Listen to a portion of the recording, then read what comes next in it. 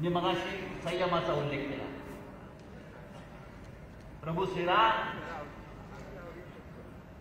युवराज होते, प्रभू श्रीराम राजा होता, पण जेव्हा त्याच्यावरती अन्याय झाला तेव्हा त्याला भडकवण्याचे कधी प्रयत्न झाले असतील. पुत्र म्हणून त्याला चिथवण्यात आला असेल, युवराज म्हणून त्याला भडकवलं गेलं असेल, योद्धा म्हणून त्याला चेतवलं असेल, बऱ्याच गोष्टी त्याला भडकवलं असेल. पण राम शांत राहिला आणि राम संधीची वाट बघत राहिला.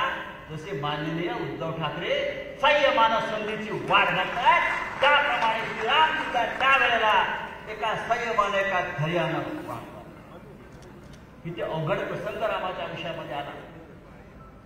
एका बाजूला त्याच्या राज्याभिषेकाची तयारी सुरू आहे. अयोध्या सजली, अयोध्या नटली, अयोध्या रंगली आहे. जेवणावळी पंक्ती उठतायत,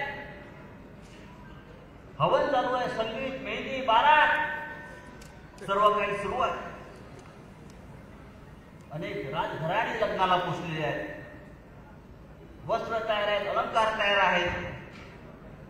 राजपुत्र शपथ घेणार म्हणून सचिवांची त्यांच्या ओळखीची लगबग सुरू आहे. त्याच वेळी झिहार येतो, एक सूचना येते, प्रभू श्रीरामा म्हणजे श्रीरामा राज्याभिषेक वगैरे नाही, कोट उतरवा, वस्त्र उतरवा, वल्कल नेसा आणि आपण आता वनवासाला चला.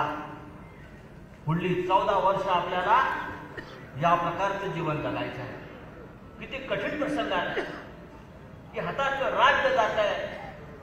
राजपुत्र, आपण राजपुत्र आहोत हे सुद्धा जात आहे आणि आपल्याला वनवासात जावं लागत आहे. पण रामाचा संयम बघा, जो उद्धवी नेहमी उद्धव साहेबांमध्ये आपल्या पाहतो. रामाचा संयम पहा. राज्याभिषेक होऊन मी राजा होतोय, अयोध्येचा स्वामी होतोय, यावर त्याला आनंदाचा उकाळा फुटत नाहीये.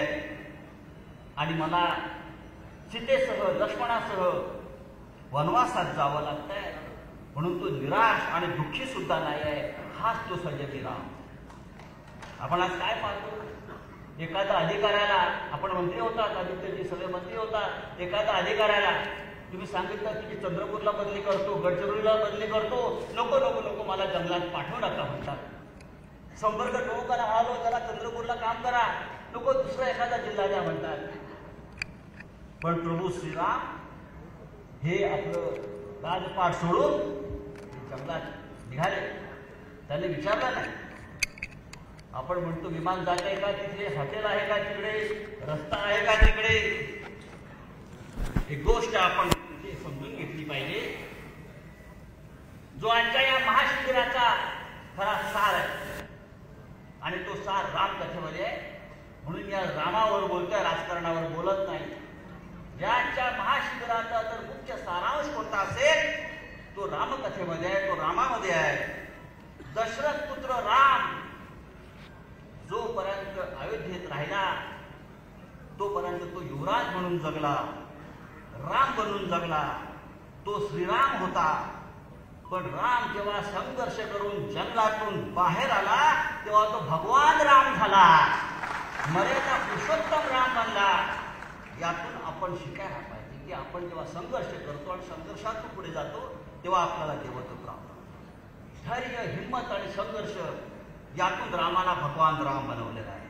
हे अद्भुत धैर्य होतं. रामाचा काय कमी अपमान झाला?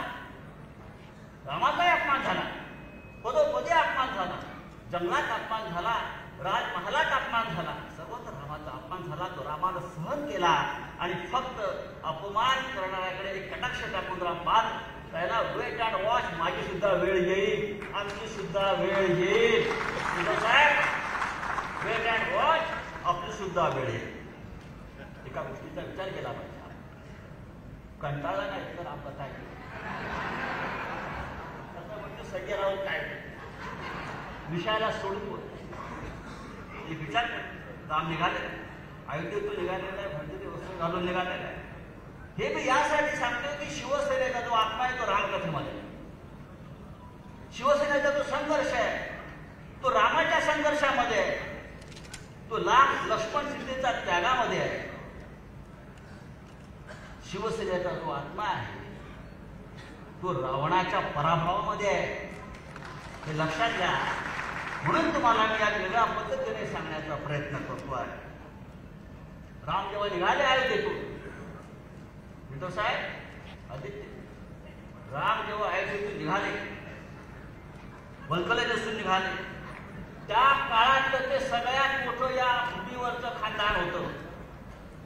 त्याच्या तोडीचं खानदान, रामाच्या तोडीचं खानदान रघुवंश या पृथ्वीवर नव्हतं, तरी त्यांच्या नशिबी वनवास आला.